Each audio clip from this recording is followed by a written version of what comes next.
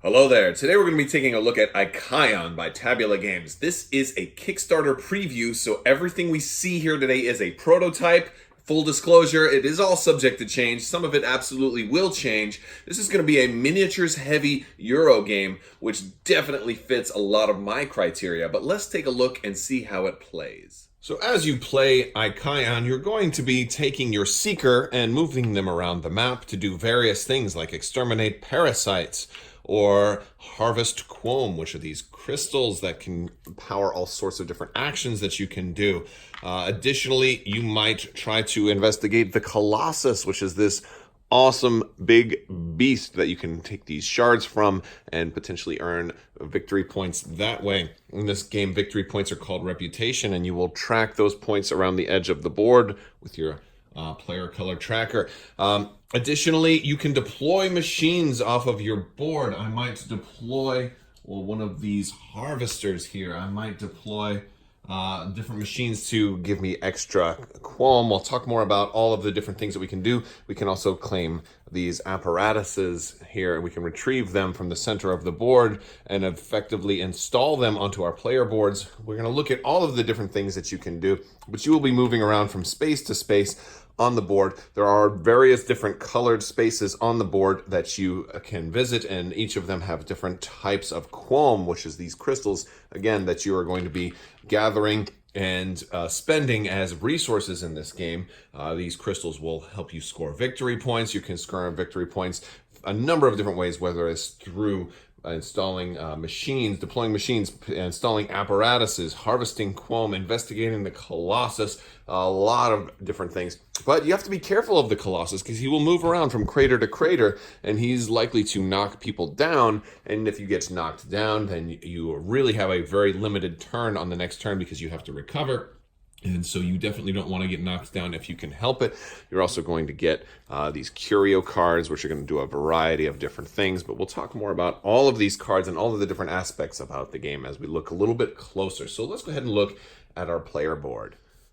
So as we look at our player board, which is called the division board in this game, we're going to see a lot of different places for equipment, cards, gear, all kinds of machines, and all of the references that we're going to have on our player board. So here we have two spots which are going to be for our Seeker card and our Specialized Gear card. And these are going to be randomized, but they're going to tell you about your character and about what kind of gear your character has. This is how you have the asymmetrical powers in this game. So there's a whole lot of stuff you're going to get just from these two cards that are going to go on your board.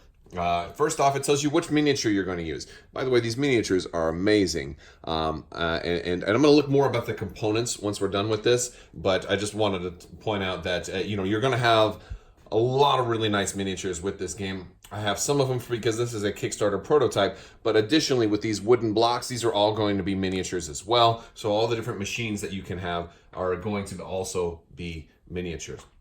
So first off, we're going to have a specific power for each of our Seekers. And then you're going to have another specific power for your gear. In this case, this is going to give me extra movement, so I can move faster if I have this gear. So these are like potentially boots of swift moving or something like that. A hero, it's going to tell me how many cards I can have in my hand, these curio cards. And these are very important cards because they're going to be something that you can play every turn potentially. Next to that is how many cards I can have in play in front of me. Some of the cards are going to have a symbol on them like so, and this means that they are going to go out in front of me and I can keep them in play for a permanent bonus. This one gives me more attack power when attacking parasites. So I can only have 3 in play in front of me, but I can have 5 in my hand. Now, not all of the cards are going to go into play in front of me. This one will just give me 2 quom of my choice. So a lot of them you just play and forget, but some of them will go into play in front of you.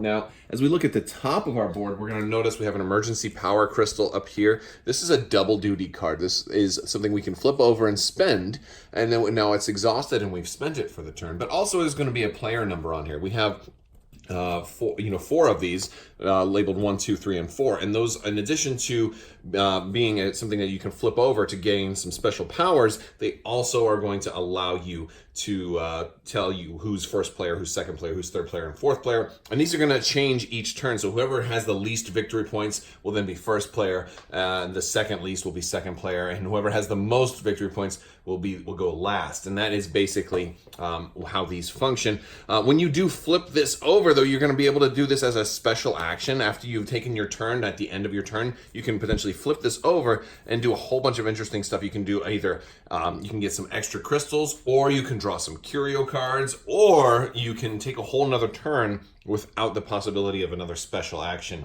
after your next turn. So these are really, really cool. But once you flip it over, it's done, but there are a few cases where it will flip back over. So that is pretty interesting.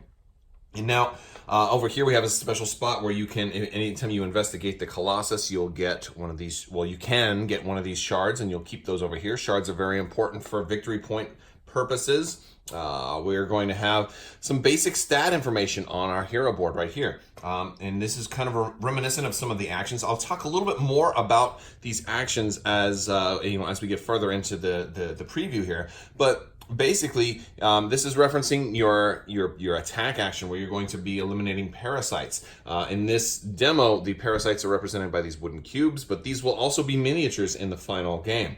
So we have and the symbol here means we have to spend one of our gray, or in this case clear, quom to do an attack action, and we'll get one attack, or we can kill one parasite for every quom we spend.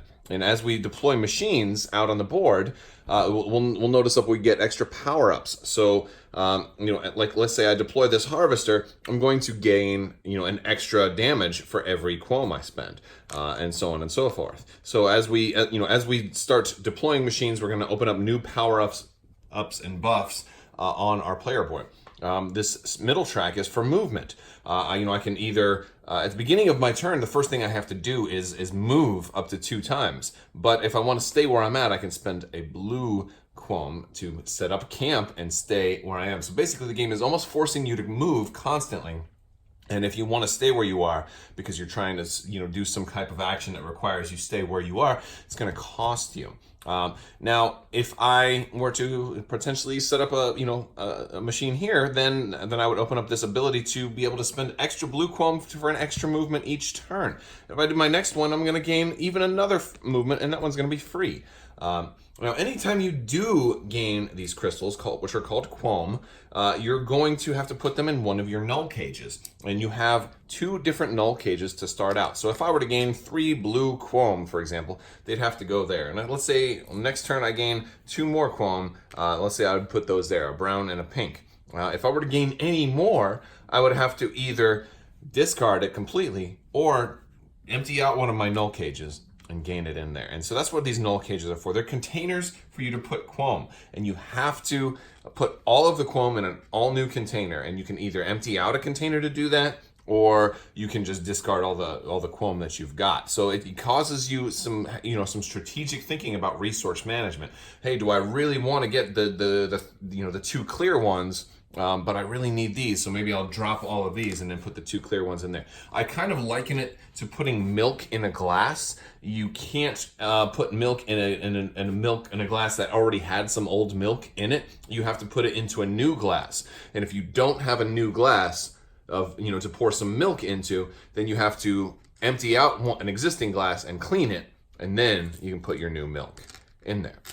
And maybe that's the weirdest analogy ever, but that is the analogy that I'm going with. Now, for this bottom row, once you start deploying machines off of the bottom row, you're opening up extra null cages. So now you have increased storage capacity. You can have 4 of them up to here. Now, there's also a 3rd row in each column for deploying buildings that give you different types of bonuses. And one of those bonuses when you deploy your 3rd ability, your 3rd building, is that the first thing it lets you do is it lets you flip over your ultimate ability, your emergency power supply, and that's really cool because that can give you a whole extra turn potentially. Plus, they each do some extra things, and we'll talk a little bit more about those when we talk about actions and building and deploying machines, because machines, that's a really big part of the game, and that kind of has to go into the engine building. Now we have a couple of extra spaces on the board that we need to talk about.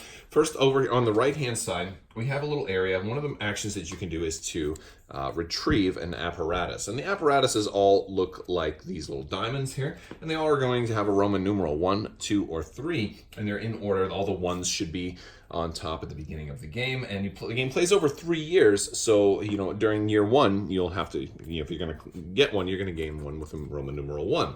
During year 2 you'll get one with Roman numeral 2, etc. Now what I'm going to do is when I claim this, when I retrieve this apparatus, is I'm going to put it over here. And it's as simple as that. Now it's ready to be installed. Now once I've claimed this, I'm also going to gain the victory point bonus. So this is going to give me four victory points for each of the buildings that I have in play that match this symbol. So if I were to go ahead and get this orange one here, that would be for my harvesters, which are like the first building. And the final miniatures will more closely resemble the artwork, but they all do different things. They're different. The white one gives you victory points for every card that you have in play in front of you. This one gives you 5 victory points for every crystal that you have collected, which are going to go right here, and you get those from the Colossus. So we'll talk a little bit more about those as well. So there's a lot of different things you can do with these apparatuses, and you gain those victory points as soon as you retrieve it and put it here. Now, additionally, another thing you can do as a different type of action is to install these apparatus. So if I have a year 1 apparatus here, I can install it and it'll go down into my year 1 slot.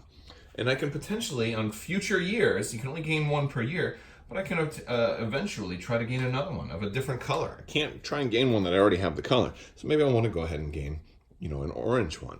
And then maybe I'll end up installing that one. And you can at most have 3. Although it's not really easy to have all 3, but if you can manage to do that, you can score a lot of extra bonus points for that. And one thing that's really nice is when you have them down here, not only are you freeing up the option to be able to go ahead and claim another one on the following year, but at the same time, you're also going to score bonus points for these at the end of the game, because in addition to scoring them when you retrieve them, you're also going to score them again at the end of the game if they're down here. Another bonus for that, and this is really a nice multiplier for victory points, is that if you have any of these shards for the Colossus, you will be able to pair them up to your existing apparatuses and give them double points for every pairing you're able to complete. So if you can manage to get more than one apparatus and more than one of these Colossus shards, you're really going to have a lot of victory points that you can potentially do. But again, you can only pair 1 up to 1, so you wouldn't be able to say double and then double again. So you can do that at the end of the game as well. And that is our player board. I do want to look at the components for this game, because the miniatures are really, really pretty, and some of the things that are going on with these components are really cool. So I talked a little bit about how I like these miniatures. And again, these are prototypes still, but I mean, the sculpts are really cool. You have this awesome looking Colossus here, and this is actually the front. The art style for this game is really, really cool. It's just this whole really, really kind of wild and out there art style. And this is the same artwork that you'll find in the other family of games like Mysthia. If you haven't already, check out my unboxing look at Mysthia. I'll put a link to that in the at the end of the video. But this is the Colossus here, and one cool thing about this is that there are these shards, and they're going to be all randomized. You're going to have a number of 1, 2, or 3, and you kind of randomize those, and they're going to put those into the base. And the idea is that you won't know what they are, and when a player tries to investigate the Colossus, they'll pull one out at random and then reveal it and be like, oh, it was a 1, so this one's easy, but you don't know how difficult or easy it's going to be. I'll talk a little bit more about that when we get to actions. Yes, but your seekers are really cool too. I'm really, really digging the sculpt on these. Very, very cool. And these all came pre-shaded too when I got them to take a look at them. But I'm very, very much liking the style, how it's this kind of surreal art style. It's just very, very pretty. And that's one of the things I think that is a big deal for me. Like, I don't usually play a lot of Euro games, mostly because so many of them that I had been exposed to only had like these wooden cubes, and they were very, very abstract. And while I feel like a lot of the concepts in this game are kind of abstract, having highly detailed miniatures to also play through the game with really helps me to enjoy a game, because I'm all about the components, and this game looks really cool. And we have these different Quom crystals too that are going to spice up the game board, and they come in 5 different colors. So we've got pink, brown, clear, or I think it's gray or clear, green and blue. And those all represent different regions on the board, and they also are used for different actions. And we'll talk about those because we're going to go over all of the different actions. Again, right now we do have wooden cubes just for that represent the parasites, but those are also going to be highly detailed miniatures. Just like all of the buildings, which are currently these wooden blocks for the 4 different player colors, these are going to be upgraded to miniatures as well. So definitely check out the the Kickstarter campaign description and get a close-up look at the sculpts they're going to be using for these miniatures, because from what I've seen so far, they look like they're going to be the same quality as these really great looking miniatures. So I'm really excited to see just how they all turn out. So I want to talk about different actions you can take and how a player's turn works. But before that, I just want to look at the board a little bit. If you'll notice, out of the 5 different colors, there's 1 internal region for each of the colors, and there's 2 external regions for each of the colors. There's also a city in the middle, and then there's these different craters. At the beginning of the game, the Colossus is going to spawn next to or inside a random crater. And so that will change up kind of how it works. But also your players are going to start in one of these areas that are in between craters, such as here or here or here or here or here. So that they won't be able to start adjacent to the Colossus, but you could potentially start kind of closer if you wanted to. And you'll be able to pick where you want to start. And one of the things that's just really interesting is that you have to move. Now you start off with at least 2 free movement, or you can set up camp. But let's say maybe I wanted to move here, right? Now I would be adjacent to 3 different spots. So if you'll notice on the board, there are different little dots at all of these areas, and those represent 1 movement. So 1 movement, I would move there. 2 movement, I could go 1, 2, etc. If I got any abilities to give me extra movement, I could potentially move even more than that.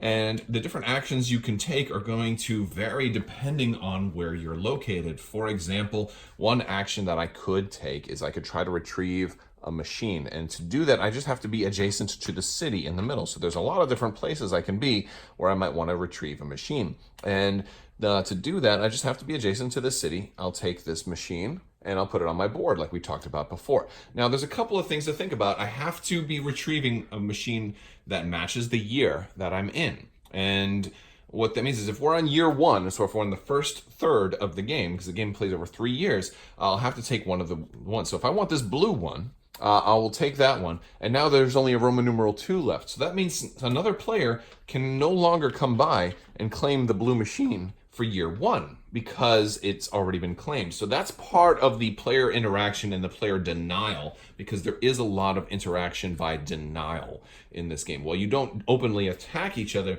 you can get somewhere first. So there's very much a rush factor into your desired playstyle. So if you're definitely gunning for machines, you'll want to make sure you're doing that part early in the game, as these machines are the keys to a lot of victory points. So they're very important. Another action is to install a machine. So if I already have that machine on the side of my player board, if I am adjacent to the crater that matches the color, and each of these craters have a different color symbol on them, and in my case, they're just stickers here. But I think in the final game, they're going to potentially look a little different. But if I'm adjacent to this crater, I can go ahead and take an action and install that machine, securing it in place, and go ahead and giving me the option to score that at the end of the game. And also, if I have crystals for interacting with the Colossus, I can go ahead and double them up at the end of the game as well. So good end game points, although it doesn't get me anything right now,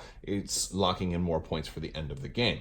Now, I won't be able to come back and then claim another machine during this first year, because you can only claim 1 apparatus per year. That is an important aspect, because you can't just spend your first year loading up on all of these and then ignore them the rest of the year. It's something you're going to have to commit to doing each and every year.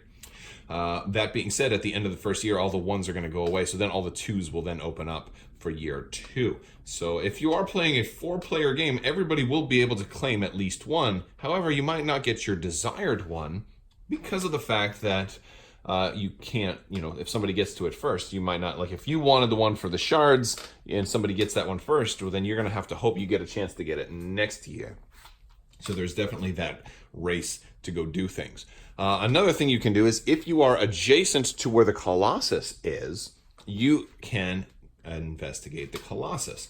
Now, this is one of those actions that's going to require Quom. You're going to need pink Quom to go ahead and investigate the Colossus. And what will happen is you will pull one of these out at random. You will reveal it. And in this case, it's a 2. So since you've revealed a 2, you can now spend pink Quom. Now, you can spend 1 and just score a victory point. Or you can spend 2 and score 2 victory points. Now, it just so happens that my particular character has an ability that they get triple their points when they're investigating a Colossus. So if I spent both, instead of just 2, I would actually get 6 victory points. So that would be a nice early lead if I were to go ahead and do that. Well, actually, no, I'm using the green guy here. Well, I would have had to use this guy to do that. But regardless, that's an action that you can do. Now, if you have spent the full amount, now I can't spend more than the number. So if I happen to pull a 3, I have the highest potential for victory points. But it also might not be that easy for me to start the game with 3 pink Quom. Now, if I've spent all of those, then I do get to claim this shard and it'll go on my board, like we talked about before when we looked at the player boards. If I've spent less than that, though, it's going to just get discarded. So you can completely deny people, even if you don't have enough to fully fund the investigation of this giant beast. Now, you're probably quickly going to run out of pink Quom, but these now there's only 5 spots in the Colossus. So once they're all gone, they're all gone. So while it's a race to install these apparatuses, it's also a race to investigate the Colossus and gain those shards, because they have a set collecting aspect to them in a way. The more of those you have at the end of the game, the more points you're going to score. It's also very important because they're going to be able to double up on your apparatuses. And also, if you don't have any of them, you're going to get a negative 15 points. So getting at least that first shard is very, very important, because at least it avoids a 15-point deficit. So we talked about some of those actions that we can do. I do want to say that there is an action call basically that lets you just stand by and do nothing. So you can also, technically you can't skip your action, but if you take the standby action, you're going to do nothing. There are now we're going to get into the really cool actions that we can take now too, is we can harvest Quom. So generally when you harvest, it's nice to try to be at a place that is adjacent to 3 different regions. So when I harvest, I could take 1, 2, 3. I can take 1 Quom from each of the regions that I'm adjacent to. However, if I have machines out, I could potentially do more than that. So, which leads into the next action, deploying machines. So I can then deploy machines as a different action. And this is a really great one, because what I can do is I can go to my player board and I can deploy a machine. Now we have to deploy from left to right. So when I was talking about the machines, I will have different machines on these different boards right here. I have to deploy from left to right. So I can't start off deploying these. I have to pick like one of these 3 first. And then if that's open, like if this one was gone, I could deploy this one. Or I could go for the middle row and deploy this one. But I couldn't deploy this one until it was open from left to right. All right. So when you can deploy a machine, and let's say I would put this one right here if I'm the blue player. First thing I'm going to have to do is pay a Quom of the matching color of that region. I have to pay 1 Quom in order to do that. Now I can also pay a brown Quom as a wild when deploying machines. So that's kind of the advantage. Brown, obviously, to deploy in a brown area, you'd have to play brown. But if I wanted to deploy in a green area, I could play a green or a brown. Now, that cost is going to go up depending on how many machines are already in an area. So while you're also racing against each other to gain shards from the Colossus and to collect apparatuses, you're also racing against each other to deploy your machines first, because they'll be cheaper if you're the first one to get them down. Now, after you deploy a machine, you're also going to gain victory points or a reputation based on how many Quom you spent. So the more expensive a machine ends up being, the the more victory points you're going to get. So it's a double-edged sword. It's a balance between, do I want to wait and then score the most victory points, but then I won't have my engine set up, and so I might suffer in the meantime. So there's definitely an advantage to that. Additionally, after you've deployed your machine, and matching machines of the same type in adjacent regions are going to give you a multiplier. So if this guy costs me 1, since there's another one right here next to it of a different color, I'm going to score double that. If there was, let's say, another one right there adjacent to that zone, then I would score triple, and so on and so forth. Now, the rule with deploying machines is you can only have one machine of each color in a zone and one machine of each type in a zone. So I could not have deployed this machine over here because there's already a harvester there. In addition, you have a hard cap of only 3 machines in any given zone. So if you wait too long, you may not even be able to deploy the machines where you want them to go. Let's look at the different machine types.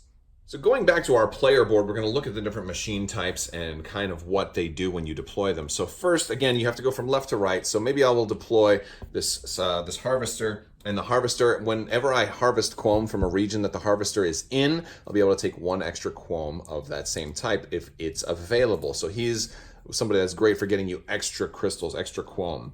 In addition, of course, when you deploy them, they open up new abilities. We already talked about those. The next one is going to be a scavenger. When I deploy a scavenger, when I harvest from whatever is in its zone, I don't get an extra one. Instead, I get to draw 2 curio cards. That's what scavengers do. And those are very, very nice, especially if you are trying to take a gameplay focus that involves you doing a lot of cards. That's going to be a great engine for you to repopulate your hand with cards because you only have so many depending on your hand limit. The third one is going to be called the refiner. And when you deploy the refiner, a couple of interesting things happen. First off, you're going to be unlocking something on your 3rd spot. Now, keep in mind that this spot is not a null cage. The last spots are just a static ability, and usually they're like a one-time bonus, really. So in this case, they all start off with you being able to reset your emergency power crystal, so you can use that again to take maybe another turn, or gain extra minerals, or draw 2 more cards.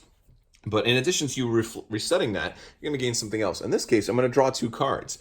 If I had flipped over this one above it, I would be able to gain 2 quome of any color I want. And then for the top one, in addition to be able to flip my emergency power crystal, I'm also going to gain 5 victory points. Now, I do have to go from left to right, but the track doesn't matter. So, I could go deploy that one, and then deploy that one, then deploy that one, and then deploy that one. As long as I'm going from left to right, and then I can go here, and then I can get that one, and then I'd have to start on the top track if I wanted to keep going. And if I wanted to be able to deploy all of my machines, which at the end of a 4-player game can be a little bit tricky trying to find a spot that still has availability that also synergizes with the other mechanics you're going to want to go to. Because these refiners, when you harvest from a zone that you put all the refiners in, your refiner is going to give you 2 victory points. So if you're able to get, let me show you this sweet setup. If for some reason I was able to get a refiner in 3 different zones that were adjacent to each other, and I moved my character in here and decided to do a harvest action, in addition to just taking a quome from each of the zones, I would also gain 6 victory points, which is a pretty substantial number in this game. So these buildings are really, really cool if you can get them close enough to each other where you can trigger multiples on the same excavate action, which is to gather your quome. And the other action that I didn't talk about yet was to exterminate these parasites, which in this case, again, like I've said, are these guys, but they will be miniatures. And what I can do is, as an action, I can say I'm going to exterminate parasites, and I can begin to spend these white quome. And the white quome will, at the beginning of the game, give me 1 ability to kill 1 parasite per quome spent. And so if I've only got 1 white quome, I could maybe kill this parasite. This will go in my board in front of me, and I'll have the trophy of saying I killed 1 parasite. However many you kill, they go in front of you, and at the end of the year, they're going to score. And basically, you get more points if you have the most. You get less points if you have second place. If you have third place, you have even less. And, so you want to have the most, because you can get a substantial amount of victory points if you have the most parasites killed at the end of the year. But then at the end of the year, they all reset and they go back to the common pile, and you have to compete for dominance from year to year. So you might have the most parasites on the first year, and you might not kill any on the second year. Now, parasites are also important for a number of other reasons. First, let's talk about buildings. If there are ever more parasites than machinery in a given region, so in this case there's 2 parasites and only 1 machine, excavating from that zone does not give you the machinery results. So instead, if I wanted to get 2 green quome and I harvested from here, and normally that would give me 1 extra, I'm only going to gain 1 because there are more parasites than there are machines. So basically they inhibit the machines from functioning, and that's the same for all machines. And now the other problem with parasites is that your opponents can come by and kill them and, take away your leader bonus. But the real risk is that when they start to get really numerous, once you have 3, if you ever have to put a 4th one down, instead of putting the 4th one down, you would remove all of them, and they've razed the land, they've destroyed the land. All the machines in the zone are destroyed. You return them to the game box. They can't even be redeployed. So you can permanently lose your machines if these parasites become too numerous in any one zone. So you definitely have to watch out for them. Or you can use that to your advantage and deliberately not go after parasites that are mounting up in an opponent's zone where they have a lot of machines. Again, this indirect player combat. You don't have to, you don't have to go ahead and attack parasites at any given point, especially if they're threatening to destroy your enemy's machines. You're more likely to just walk away and say, oh, well, you can deal with them if you want to. So, but that is an interesting thing. Also, when that happens, though, if you are nearby, you're also going to get injured. If you're in one of the zones or one of the movement spaces that is adjacent to that zone, you're going to get injured and get knocked down. Getting knocked down is a really nasty thing because if you become wounded. Now, what you can do is you can discard a curio card from your hand. You can just get rid of one to avoid being wounded, but other than that, you're going to be wounded. I mean, those curio cards are not easy to replace. So, you may not want to do that. Now, if you're wounded, your next turn, you're going to stand back up and you have limited things. You don't get a special action, and special actions are important. In fact, I'm going to talk about those next. And you don't get any special bonus movement. So all you can do is either stay where you are by paying a blue crystal, and then you're doing your normal movement and a regular action. And that's all you can do. And the special actions are absolutely huge. So let's go ahead and talk about special actions. So after you have done your basic action, you can do 1 special action if you have the ability to do it. If your emergency crystal is exhausted because you've already used it, you won't be able to use that again unless something refreshes it. However, if it's not, again, like I said before, you can flip this over to do 1 of 3 things as a special action. You can gain a quome of your choice plus 1 quome of each matching zone that you have a machine in. So you can potentially late game gain a lot of quome that way. You can draw 2 curio cards, or you can take a whole another turn that doesn't also yield another special action. So you can get 1 bonus turn that doesn't, that wouldn't allow you to take another special action. So the bonus turn is probably the most effective thing, especially when you're racing to be able to, drop machines in places and investigate the Colossus and do all of these things. I think that is by far the best use of the emergency power crystal. However, it's nice to know that there are other options available in a clutch situation. But this is not the only type of special action you can play. I've been talking about curio cards for a long time, and again, we've seen that you have a hand limit. Well, curio cards are also the other thing you can do. You can play 1 curio card as a special action, and they have all different types. Now, curio cards, you've probably been wondering, there's 1 crystal I haven't talked about yet, and that's green. So green is the color that you spend to play curio cards. For an example, this is a curio card that costs 1 green to be able to spend, and it goes out in front of you because it's got that symbol right there. And at any point, while this is in front of you, at any point that you would want to have to pay a color, you can spend 2 of any other color to convert it into 1. So if I had a whole bunch of pink and I had already gained my Colossus shards and I didn't need pink quome anymore, I could spend 2 pink quome to get 1 blue quome to use to stay put. And I could do this once per turn. I might have a card that doesn't cost anything, but it gives me 3 victory points. I may have, this is an expensive one. I may spend this one. This one costs 3 green, but it can flip my emergency power crystal, so then I can use it again on the following turn. So, and these cards do all sorts of different things, whether they're static bonuses, victory points, or crystals that you can gain, or other new mechanics and abilities that you can do. Sometimes they let you take extra basic actions, so if you need to take a second basic action at the end of your turn, you can do that as well. And there's a lot of different cards in the deck And once you use them, they are discarded and form a discard pile. The last thing I need to talk about is the beginning of each turn. So you are going to have this board as well, and this is kind of how you do your turns. At the beginning of the first player's turn, they're going to flip a card over and put it on the next available spot. Now, here's the thing. You've got 5 different cards, one for each color and region type, right? So, like if this one comes out, it's going to represent the red, pink regions. The regions on the board look red, but it's the pink qualm.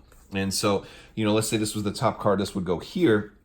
And what's going to happen is you're going to reference the different numbers on here. So in this case, it's got a parasite symbol. That means all of the red zones are going to gain an extra parasite.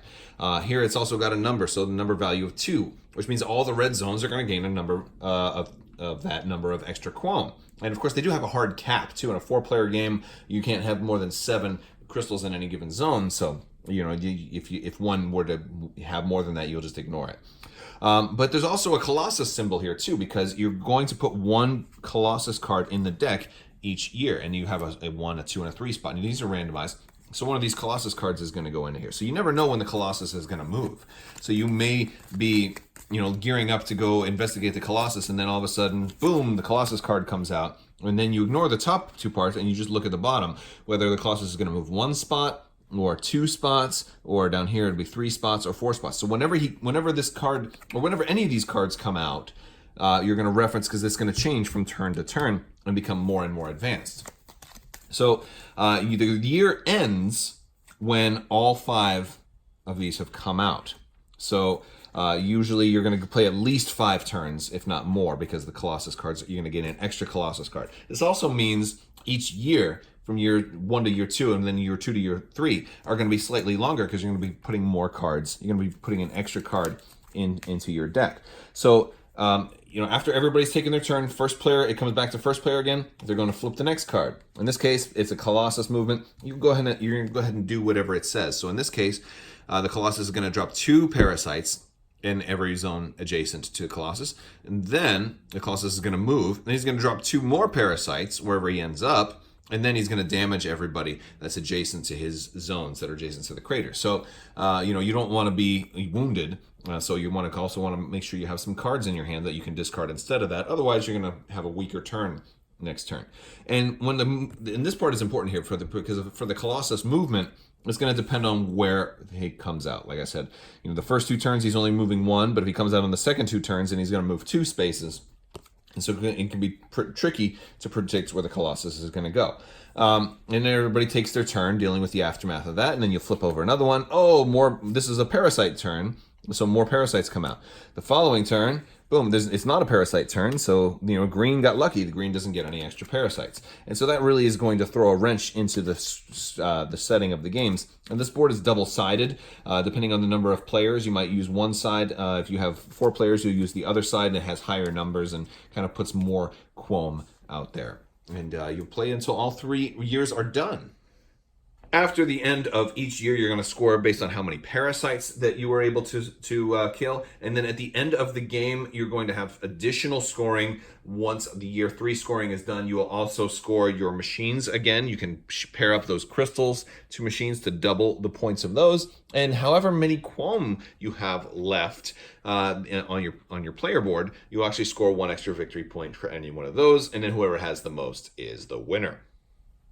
All right, guys, so that's about it for Icaion. I think I kind of touched on just a basic look at how the game plays and some basic elements of some of the strategy, but there is a lot more to it than that. One of the things I really like about this game is the art style. I like the way the miniatures look. I like the art on the cards. I like the sculpting. It reminds me a lot of Mystia, which if you haven't, again, I'll put a link to that at the end of the video because I've done an unboxing for Mystia. It's beautiful. Speaking of Mystia, though, if you happen to have that, Icaion has more to it and more to offer than you've even thought about, because there's a whole nother game called Mystia The Fall in here. And Mystia The Fall is combining Icaion and Mystia to form an entirely new cooperative game. And if you're interested in hearing more about that, definitely check out the Kickstarter, as well as I invite you to subscribe because I'll be taking a look at Mysthia the Fall as well. So if you want more information, this is a great place to be. I also invite you to subscribe for more gaming stuff in general. I do a lot of Star Wars games, I do a lot of tabletop games in general, and I also have giveaways running all the time. There's some running right now as well, and generally to enter those giveaways you just have to be a subscriber and leave a comment. It's as simple as that. But definitely check out Icaion. I will have a link to this in the description below, and I hope to see you there. I want to thank you guys so much for watching, and as always, have a great day.